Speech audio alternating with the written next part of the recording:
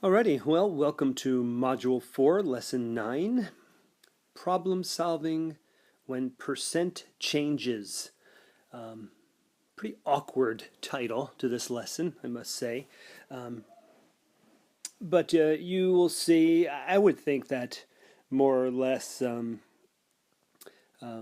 the whole changes. Okay, we're going to look at problems where the whole changes because one of the most important parts of solving problems in proportions and percentages, fractional portions, and gosh, much of what we're doing this year is that first part is recognizing parts and wholes, okay? And more importantly, when they change within the context of a word problem, okay? They are going to change. You're going to have, in the beginning of a word problem, one portion will be the whole. Then by the end of the word problem, you're going to have to change that whole because it will have changed within the context of the problem. Okay, so recognizing those parts and wholes, that's what we're beginning with this lesson. Okay, and here we go. We'll start with this example 1 here. Okay, now the amount of money Tom has is 75% of Sally's amount of money. Okay, now our first whole, therefore, is Sally's beginning money. Okay, if you are comparing Tom's money to Sally's money, you are going to use that latter as your whole, okay, that Sally's amount of money, because Tom has, what the money Tom has is 75% of Sally's money, okay? That's a key word right there. Of, whatever follows that of generally is going to be your whole in a problem like this. I'm just going to get rid of those things. They're kind of messy. All right? So next part says, after Sally spent $120 and Tom saved all his money, Tom's amount of money is 50% more than Sally's. Now, those are a lot of words, and they can be very, very confusing, okay? Be very, very confusing. But the point here is that our second whole is going to be Sally's ending money, okay?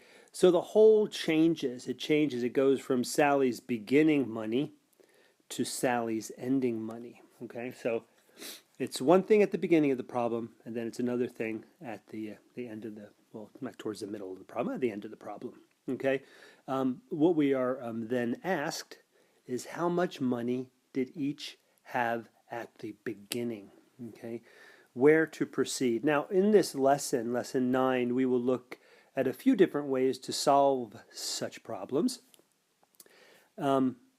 This first one here and a few after, we will be employing a visual model, okay? A visual model that you are somewhat used to seeing, more or less a tape diagram,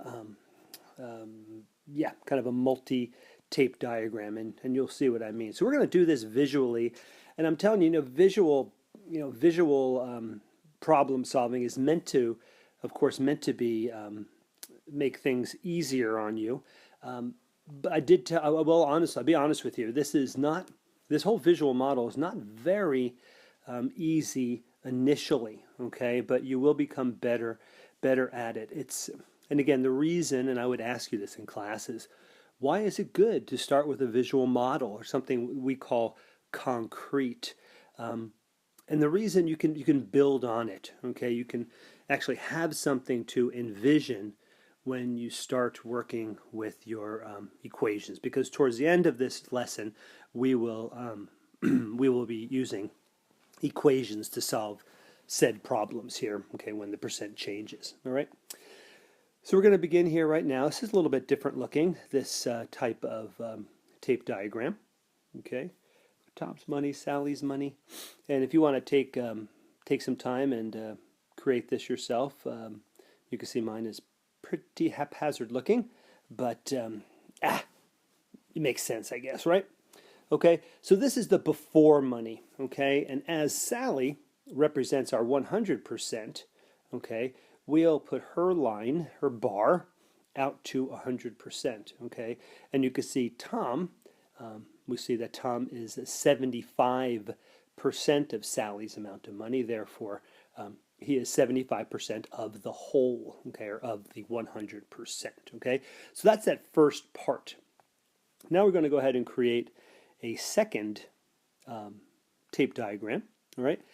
But we're not going to label any of these points quite yet, okay, because they will have changed, okay?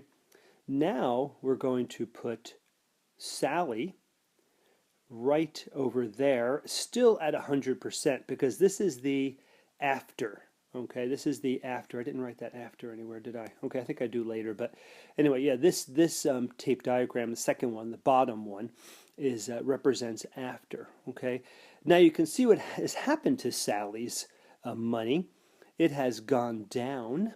Okay, it has gone down because what we know at the end it says after Sally spent $120. Okay, we're going to need this later, not quite yet. Actually, it's coming up. And Tom saved all his money. Okay, he hasn't spent anything. Okay, Tom's amount of money is 50% more than Sally's. Okay, so it's 50% more. All right, and we can see the way we've drawn this now. We've drawn Sally at 100%, and therefore you're going to see we're going to put Tom at 150%. Okay, because Tom has 50% more than Sally. And remember, and this is going to come up time and time again throughout this lesson. You know, if you have something like 50% more, okay, you've got to use 150% as your percentage, okay, because that means, you know, somebody has 50% more than another person. That means when you compare theirs to the other person, they are 150% of that person's. Okay, I'm just going to go ahead and get rid of this. We're probably drawing on this again. Okay, again, just remembering that, and that's one of the big things that really trips kids up when they're learning this, and I think I've mentioned that before. Anyway, but this is what our new tape diagram looks like. You can see now we have Tom has 150% of Sally's 100%. Okay. Now all we do is we take a look at these places, okay, these number of places that we have, and Sally spent $120. So now to get down to that 120, that must mean each of these here, each of these boxes right here has to be $60 because she's losing these two here. Okay, she's losing those two. She's spending two. So what we've done, we've taken 120, okay, and we have put it into the 50% that she has actually lost here. Okay, the 60 and the 60, and we've just stretched it out across. So we know that these two equal 120. Therefore, each of them has to equal 60. Okay, I hope that makes sense, and we'll be doing more of these as we go along. So if we know that each of these boxes up here is 60, okay, we know that's going to be the same for Tom up top, okay, and we can see right now what Tom had, and again, how much did each have at the beginning, okay, that's what we're being asked, and we can see that Tom had 180 and Sally had 240, okay? You can see that right here, 60, 60, 60 is 180, and then 60, 60, 60, 60, 240 is what they had at the beginning. Now you could also see, this question does not ask it, but you can see now what they have now. And of course, you know, Tom still has 60, 60, 60, okay? So his amount hasn't changed at all, okay? it went from being 75% of Sally's to being 150% of Sally's. So in that sense, it stayed the same. Okay. No, I'm sorry. That sense, it's changed. In terms of dollar amount, it hasn't changed. Tom, at the end, still has 180. Okay. Sally, though, now has 120. Okay. Which makes sense because she spent 120. All right. All right. So you've seen that Tom's did not change. Therefore, it is going to, form a base for us here because it's going to be the same both times. All right. Okay. Well, again, we'll look at these more and more, and hopefully that visual model can help you out. Okay, in the future. All right. Okay. So here we have a second one. We start off with Aaron and Sasha, and they went to a candy shop. Okay. Now Sasha bought 50% more candies than Aaron. And my question to you would be, what would we use as our first whole? What would we use as our first whole here? And whenever you're ready, just yell it out. Okay. All right. Well. Okay. Nobody's saying anything, so I better keep moving. Har har har. Okay. Yeah, there we go. So now we have then Aaron. Okay, there is our hint, our clue.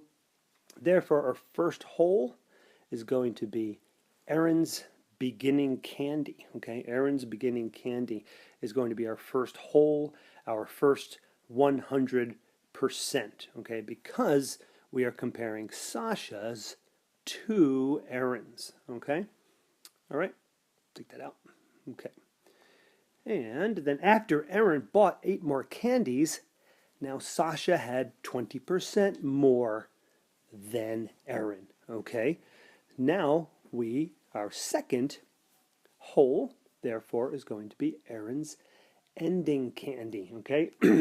Still Aaron's candy because we are comparing Sasha, because Sasha had 20% more than Aaron. Okay. All right. Yeah, and Aaron bought 8 more candies. Okay, let's just remember that. She bought 8 more candies. That's going to come into play when we put our second double diagram, okay, a double tape diagram. Now, the question, of course, is how many candies did Aaron and Sasha have at first? Again, they want us to go to back up and see what happened, how much they had first. Okay. Here we go. We're going to model the situation. We're going to use a visual model again. Now here's our first scenario. This is how we started with Aaron's candy and Sasha's candy. Now, do you know, and again, I know you can't answer me, but I'd like you to consider, to think about why I have gone up to 150% here on my tape diagram. Yes, and if you had seen the, notice the 50% here, 50% more candy, okay, that was right. You were right, okay, because Sasha bought 50% more candy than Aaron, okay. Aaron is still our 100%. Again, the person who represents the whole, okay, does not necessarily need to be, I just want to get rid of that. No, hold on a second. I won't get rid of that. I want to get rid of this here. I don't like, this is just so dark. Okay, we'll use that color highlighter again. Anyway, yeah, the person, that's one thing to understand, and it might be a little bit confusing because I think you just naturally think, automatically think, the person who represents the whole, okay, in that case, it's Aaron. Sometimes we think that they have to have more, okay? They have more, all right? Because a part of a whole is not always, this goes back to early in this module, but a part does not necessarily have to be less than the whole, okay? Because we know now, that we can go higher than 100% of something, okay? So therefore, we know that Sasha bought 50% more, and when somebody has 50% more, just like the last problem, you have 150% because that's the 100% that represents that amount plus another 50%, which represents the 50% more. So again, don't trip over this one, all right? So now when we draw our tape diagram here, we have Sasha at 150% and we have Erin at 100%, okay? And then we go ahead and draw our second tape diagram. All right. Now, if I could ask you here, why and where does this 120% come from? Okay. And yes, you can see that because right over here, I'm going to change my color here. I don't like this pink. Go back to my favorite yellow, kind of yellowish. Yeah. Well, actually, I can't use yellow there. But anyway, yeah, we can see right here that Sasha had 20% more. Okay, 20% more. All right, so I'd love it if you were in class and somebody could come up to the front of the class and fill in this tape diagram for me. What I would also love for you to do, if you would draw these tape diagrams on your in your binder where you have the space there, and go ahead and give this a try. Let me pause for a second. I'd like you to fill in. Don't fill in any numbers quite yet, but just create the bars for that second tape diagram. So why don't you take a few moments to do that and pause and then come on back. Okay, well, hope you're successful with that. Let's go ahead and color these bars in, okay? Well, actually, what I also did is I added the 8 candies, okay? I guess I did add the 8 candies already. So now if I add those 8 candies to Erin, because it was after Erin bought 8 more candies, that is going to be my 100%, okay? I'm going to add those 8 candies, and then if I fill this in, you can see that Sasha represents the 120%, okay, and with the blue bar. Now Erin, with 8 candies, still is our 100%, okay? She still represents this 100%. And you know it has to be more than this one. So your bar has got to extend beyond here, okay? But if you put that 8 candies in here, you're going to then assume, okay, that all of these bars now are going to represent 8, okay? So each one of, not bars, but each one of those boxes, okay, for Erin are going to equal 8, okay? And if we look at that, we can look and we can see the before, we can see the boxes up top. Each of those are going to equal 16 because they correspond to 2 of these at the bottom, okay? Whereas this one is 8, okay? And 8 more brings her to 100% still, okay? Because she represents 100%. Another 20% is going to be Sasha's candy, okay? So each of these going from 100 to 120, each of these 20% here is going to equal, because each one of these is going to equal 20%. So 20%, 20%, 20%, 20%, 20%, 20%. Okay, so each one of these boxes now is going to equal 20% there. And in this case, you know, each of those boxes is going to equal 8. Okay, which is a little different than the top, because the top is different because it doesn't necessarily equal, each of those boxes doesn't equal 20%, but they correspond to one another based on the location of the top tape diagram. And honestly, this one is a little bit more difficult to see than the one prior, okay? So if we go ahead and answer that question, Erin started with 32 candies, okay, because we can see that, 16 plus 16, okay? And then we had Sasha started with 48 candies, and 16 plus 16 plus 16 is 48, okay? Again, not so simple to see with this one. This problem honestly bothered me a little bit. It did not, for me, it was not as clear as this one. This one seemed to be a little bit more clear to me, and I don't really know why, because if you notice on the compare the top and the bottom tape diagram, if you look right here, each one of these boxes, here is 50%, whereas on top, each of those boxes represented 25%, okay? And that was all based on the initial, 100% where we started from, okay? Then down here, now we have 150%, and therefore the number of boxes changes, okay? But still, the fact that they do correspond one to the other makes them also equal. Because, the 60, in this case, the $60, represents 50%. Up top, $60 only represented 25%. So this number, the fact that it still is the same in a different span of percentage is okay. Okay, it works out, because sometimes, an amount of money, the percentage of it, the percent that it is worth is going to change, okay, based on what you have at that time, what you have at that moment. If you compare it to another person's money, which we've done here and here, okay.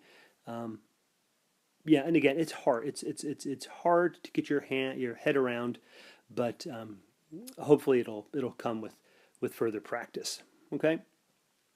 Well, speaking of practice, this is a point where it is recommended that you try to give these a whirl on your own. Okay. Well, actually, let's not do that, because this is the first place where we use an equation. Okay. So let's go ahead and do that. So what we're going to do here with Kimberly and Mike is we are going to start out with an equation. And again, it's not so clear, but I will have you try to give it a whirl and get that excited feeling when you come back and see that you were right, okay? But in this problem, Kimberly and Mike have an equal amount of money. Now, a little bit different than the last two problems where there was one person had more than the other. So truly, at first, Kimberly and Mike have an equal amount of money. They're really, they both of their money actually represents the whole, okay, because it's kind of a 1-to-1 ratio, okay. Each one is 100% of the other, all right. But after Kimberly spent $50 and Mike spent $25, Mike's money is 50% more than Kimberly's, okay? So now at the end, and if you look and you see what the whole, and again I would ask you in class, and I'll ask you now, again just shout it out when you know it, which one of these, Mike or Kimberly, is going to represent our whole, and hopefully you shouted out that it was Kimberly, okay? And that ending whole equals Kimberly's money, okay? That ending whole is Kimberly's money because, remember, more than Kimberly, okay? So that's your key. Kimberly is going to represent that whole with 100%, all right? Ending whole is Kimberly's money. Just keep that in mind, all right? So let's go ahead and, write, let's choose some variables, okay? X is going to equal Kimberly's money at the end, okay? Kimberly's money at the end. Now, we need to come up with an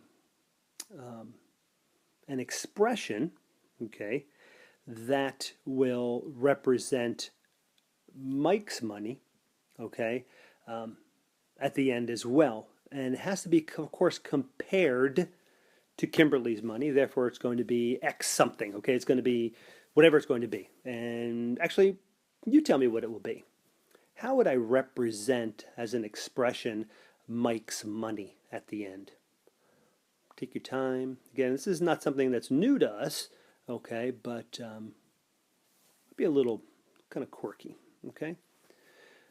But yeah, hopefully you got this here. 1 1.5x would be Mike's money at the end. And hopefully easy enough for you to see that that 1.5% is equivalent to 150, I'm sorry, 1.5x is equivalent to 150%. And the place where I get that is that, Mike now has 50% more.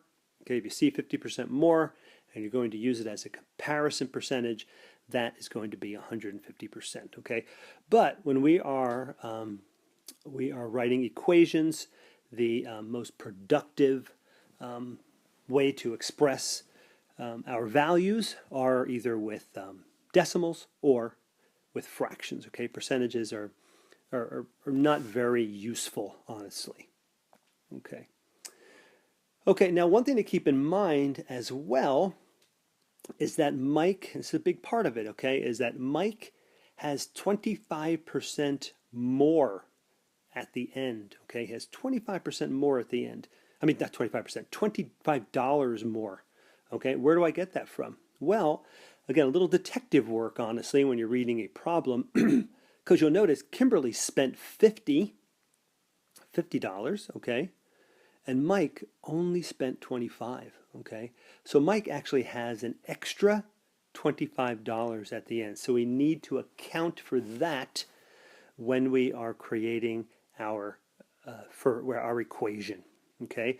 So now that you have all the pieces, you have X equaling Kimberly's money at the end, 1.5X, Mike's money at the end, and you know that Mike has $25 more at the end, go ahead and come up with your equation. Okay, I'm going to pause right now, and I'd like for you to do that. I know some of you may have a bit trouble with this at first, but I still want you to give it a try. Okay, what equals what? What is equivalent to what? Because that's how we write our equations. So go ahead, and again, it's going to, of course, be comparing Kimberly's money with Mike's money. Okay, so go ahead and give that a whirl and come on back. Okay, well, welcome back. Let's see what you got. And here's what I got. Oopsie daisy, hold on a second. I'm going to have to get rid of this 150% here. That's covering up what I did there. Okay. All right. So I have 1.5x, okay, and I got that from Mike. All right, 1.5x equals or is the same as x plus 25, okay, x plus 25, all right, because Kimberly's money plus another $25, okay, so x is Kimberly's money, we saw that, okay, Kimberly's money at the end, so therefore we have that x, okay, and then 1.5x is Mike's money at the end, okay, but now Mike has an extra $25, therefore this Mike's money is going to equal Kimberly's money plus another $25, okay? And I know this is another area where it is really tricky. Is it x minus 25? Is it 1.5x minus 25? Okay, 1.5x, Mike's money, is the same as Kimberly's money, which is x plus another $25, okay? So hopefully you got that. If you didn't, again, more and more practice. This is where things maybe get a little trickier when it comes to putting equations together. But with practice, comes precision. Okay. All right, and all I did there is I went ahead and divided my point. What did I do? 0.5. Oh yeah. Okay. What did I do here? 0.5x equals, yeah. So what I did here is, now this is something you might not have, we might not have actually worked with yet, okay? Let me be worthwhile to, let's write it nice and big here, and I'll erase it later, but let's go ahead and look at this. This is something that maybe some of you, your parents, are actually talking to you about, which is wonderful. But just like we are able to, get rid of just numerical values or number values from one side or the other of an equation. Okay, we won't do that this time, okay, because we don't need to, because we only have a number value on that right side. You can also do the same with your variables, okay? Therefore, we'd like to have our x's on the right here, okay, and we want to have when x is over here, so something x equals something, okay, a money or a number, okay, of some sort of number, okay, all right, that's what we want to have, and that's really ideally what we want, okay, all right, and the way to do that is to get rid of this x. Now you can get rid of an x just by adding its additive inverse, which is a negative x, okay, but just like we've done in the past, you've got to do the same thing on both sides. So I can go ahead and subtract away an x on this side, and then what I end up with is 0.5x or 1/2 x, I should put 0.5, equals 25. Okay, there we go. So I end up with this, and that's what's over here. Okay, that's what's over there. That's how I got to that. All right. So again, what you do, you can also subtract away variables so that you isolate x or whatever the one variable is on one side of the equation, okay? And very much prefer to have your variable on this side and a numerical value on the other side, okay? And from there, we just do the exact same thing. Of course, we're going to divide this 0.5x by, of course, 0.5, okay, which is the same as multiplying by the reciprocal. And then I do the same here, all right? And if I go ahead and divide 25 by 0.5, okay, and you probably know that, I would get, let me try to go here, so see if we got that, okay, I would get 50, all right? X equals 50, all right?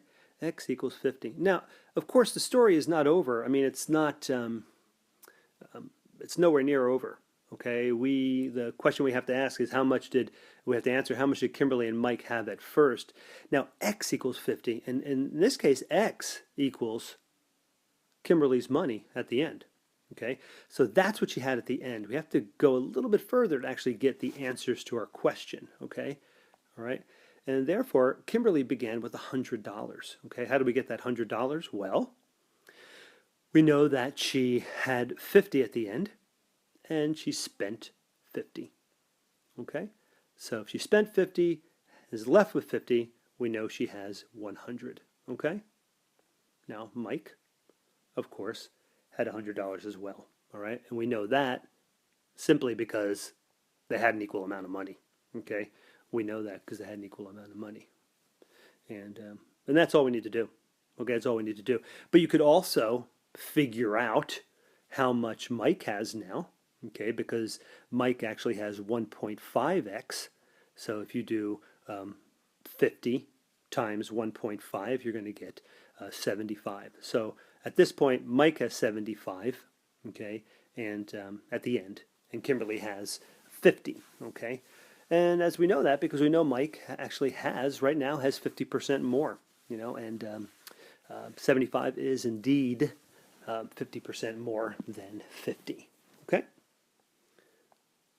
All right, so let's get rid of all that, okay. Then we're going to just say K&M began with $100. I actually have to get rid of all this too, because this is extra stuff I added. Okay, that's all my work there. You can always go back in this presentation to get that if you want, okay? So now we're going to go ahead and use a visual model to solve this problem. Later on, we are going to, I guess the last exercise, which I'm going to have you try to do on your own. You can choose your favorite way, and I will tell you right now, honestly my favorite way, because I do enjoy all this algebra. I really love using equations, okay? I mean, the visual models are great. They're wonderful. They're wonderful to begin with and to see, but I just love using that algebra whenever I can, because it is so exciting when things work out. Okay, but let's go ahead and use our visual model. Now, if your visual model is your favorite is your visual model, then because we're going to actually ask that question, see in letter C over there, I praise you for that as well. Okay, whichever works for you best, continue to use. Okay, continue to use. All right, so here we go. I've set up my my tape diagram. This is the after. Okay, we'll start with the after because the after is a place where we know we have 100%. And remember, we said Kimberly's money was going to represent the 100%. Okay, and this is our ending amount. Okay, there is Kimberly's money at 100%, and then Mike's money is 150% of Kimberly's money. Okay, all right. Then we go ahead and look at our the beginning. Okay, and this is the beginning amount. All right, and now at the beginning, what we know. Okay, we know that some money was spent. Okay, both of them spent some money. Kimberly spent 50. Mike spent 25. Therefore, this bar, this diagram has got to be bigger, first of all, okay, because they had more money at the beginning, okay, because at the end, okay, oopsie, let me do that. At the end, they're going to have less because they've spent money, okay. That's why, therefore, you see the tape diagram at the bottom is longer, okay. All right, so what we can tell as well from our problem is that $50 was spent by Kimberly. Mike spent $25, okay? So those increments, they work out really well. 50, of course, there's two 25s and 50. Therefore, we know that this much has been spent, okay? So we're going to go ahead and plug those two into those two bars, okay? Two bars there, 25, 25 for Kimberly, and then just the 25 for Mike. And it makes sense because we know that Mike is going to have more at the end. Okay, we know he's going to have more. He's going to actually have 150% more. And that works out really well here because you can see each one of these. I'd love to ask you right now, how much, what percent is each one of those bars going to be at the end? Okay, you can probably tell already. Okay. And if we go ahead and do that, we color those in, okay, you can see that 25, 25, 25, 25, each one equals $25, each one of those, okay. I thought I had, I guess I hadn't, okay. But anyway, you can see with the equation we came up with $100 for beginning and then for both of them, and down here we did as well. And actually, if we were, I didn't label this on top here. This would have been, actually it would have been exactly the same, well, here at the beginning. No, actually at the beginning, oh, so that's why it didn't work out, because this was just 100% here. That's right, 100%. And these were actually in 25% increments, okay? So when we first, oh wait, shoot, sorry. This is 50%. We're doing really well on time. So I won't worry about taking a little extra time doing this. Okay. All right. So again, if we look at this and just to see, and I want it to hopefully soon it will not confuse you because you can see at the bottom, each one of these, at the beginning, each one of these boxes here represented 25% of the whole. Okay. Up top, you can see that each one of these boxes at the end, each one of those boxes represented 50% of the whole, okay? But they're still 25, okay? They still all equal 25 because we know at the end that Mike ends up with 75, Kimberly ends up with 50 at the end. Okay, I'm not sure how much you heard of that. I don't know why my thing was paused, so I'm going to start this. I'm going to just make believe like I said nothing so far. Anyway, this one, in this problem here, in this exercise, you are going to choose which procedure you would like to use. Okay, it's up to you. You could use a visual model, or you could go right to an algebraic equation. Okay, choose whatever you want. I've highlighted and circled some very important pieces of information, and one thing I had mentioned, and hopefully I'm not saying this 2 times now, but this 250% more, okay, I hope you know what to do with that, all right? Also, just to know that that Todd gave Jalen 8 of his games, all right? you are to answer these questions. How many video games did they begin with?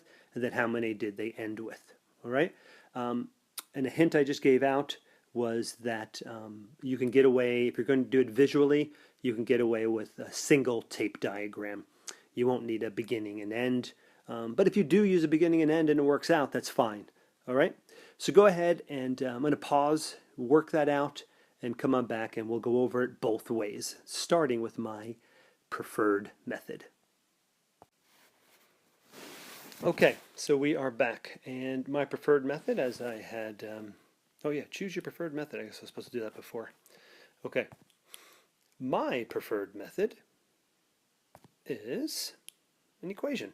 Okay, so I'm going to decide who I want to represent my whole. Oh, I said Taylor. It's supposed to be Jalen. Did I do that wrong? I think I only did that once. So Jalen. But Taylor. Is it Jalen? Yeah, Jalen. Okay. Yeah, so I decided X is going to be Jalen because we are comparing to Jalen. So he's going to represent the whole. And in that case, that whole is going to be equivalent to X. Okay, I want to actually work this out first. Then Todd, therefore, is going to be worth 3.5x. Okay, and I hope you can see that, and I hope when you did this you realized that this 250% more is going to actually represent 350%, okay, because you have to include the 100%. We're comparing Todd to Jalen. If he has 250% more, you've got to add 100% to that, because then when you're going to use 350%. And of course, we don't like using the percents. They're not as useful as decimals. Therefore, we're going to use 3.5x as being Todd. Okay, so we know that. All right. Now, we know that Todd has 56 video games, which is nice and easy. So we know already, we have this equation right here that we could use, is that 3.5x equals 56. So it'd be very, very handy to go ahead and solve that right away. Okay, and I just erased that because I wanted to explain what I'm doing. And most of you know what I'm doing here. I am just dividing both sides by 3.5 or multiplying by the reciprocal of 3.5. And the way I would do that, of course, is 3.5x over 3.5 or divided by 3.5 equals that, blah, blah, blah. Okay, and then I get x equals 16. So this is super, and it's super wonderful because what do I know? I mean, I could plug in that 16 for x right away. Okay, I can do that right away. All right. And, okay, so I can look at Jalen. If I want to solve for Jalen right now, I know that Todd gave Jalen 8 of his games. Okay, he gave, I don't want to use that. He gave Jalen 8 of his games. Therefore, because again, beginning for Jalen is going to be 16. Well, actually, I think I'm getting ahead of myself here. Hold on. Okay. Let me go. I just made a little chart right here. Maybe you did this as well. Okay, Todd and Jalen. Now, I know that Jalen at the beginning had 16 because I know my x is my Jalen at the beginning value. Okay, and when I solved for x down here, I got x equals 16. Okay, I added this 8 because I wanted to get his ending value, which was 24. Okay, began with 16, ended with 24. Now, in terms of Todd, well, we know already what Todd started out with. He started out with 56. And, if we just take away 8 that he gave away to Jalen, he ends with 48. All right?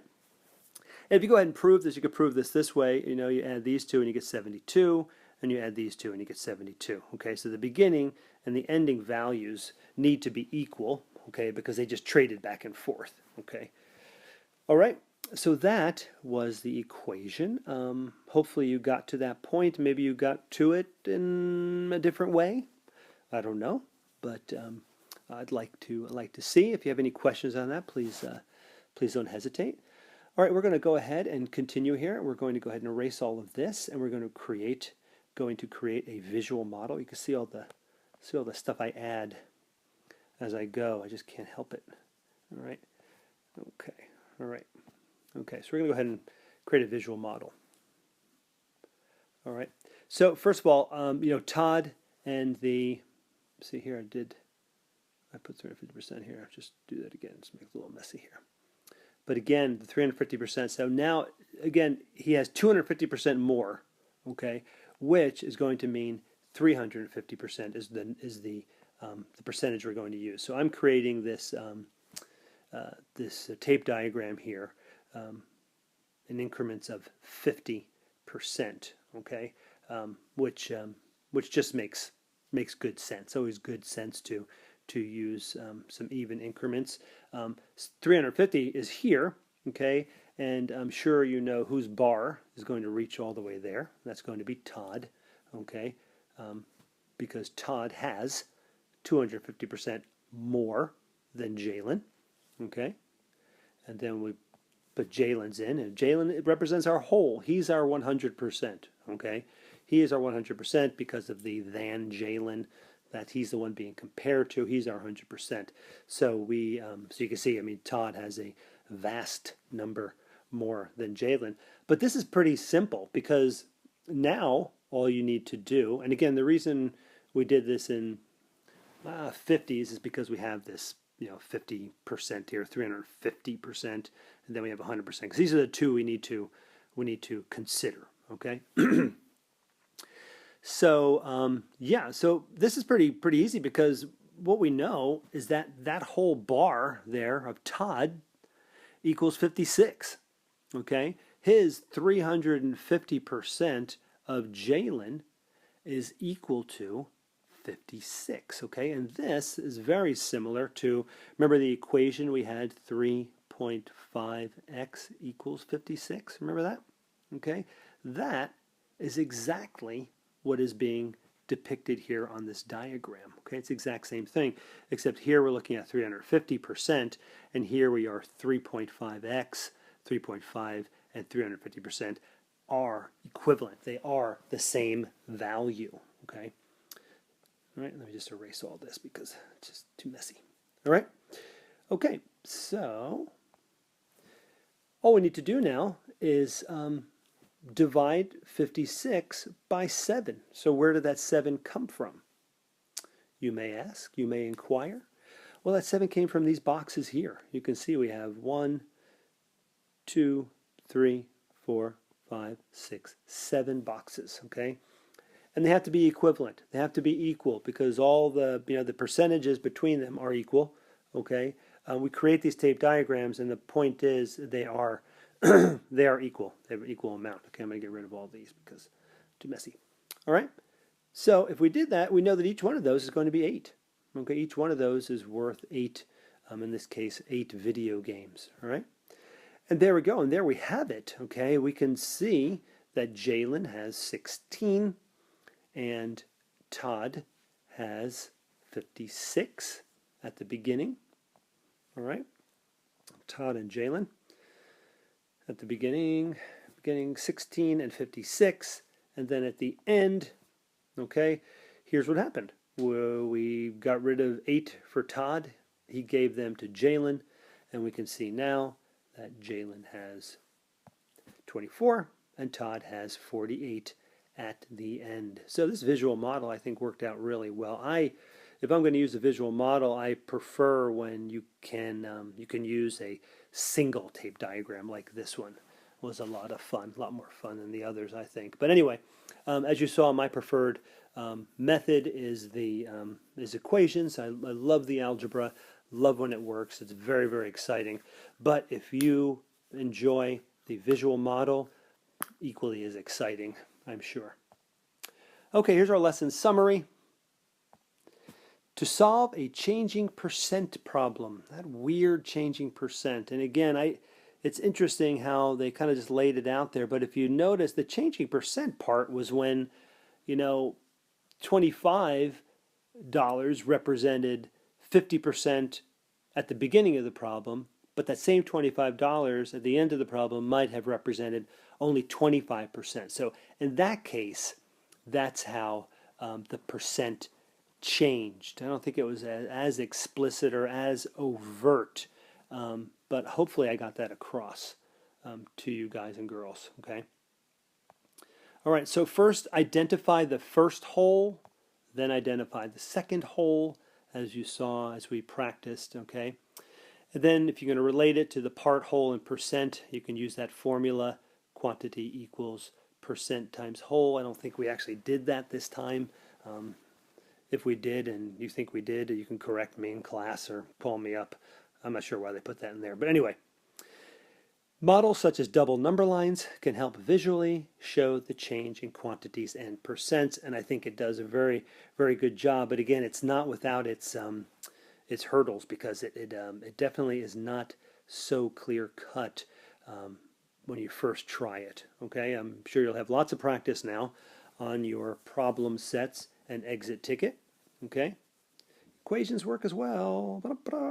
I do enjoy equations. So if you are asked to use a visual model, I just ask that you just practice the visual model in the problem set. But if you want to lean more heavily on equations, do that. Go with your strength, but do practice both methods. Okay. All right, so that's lesson 9. I hope you enjoyed it. I hope you understood it. Again, as always, any questions, I am a phone call or an email away.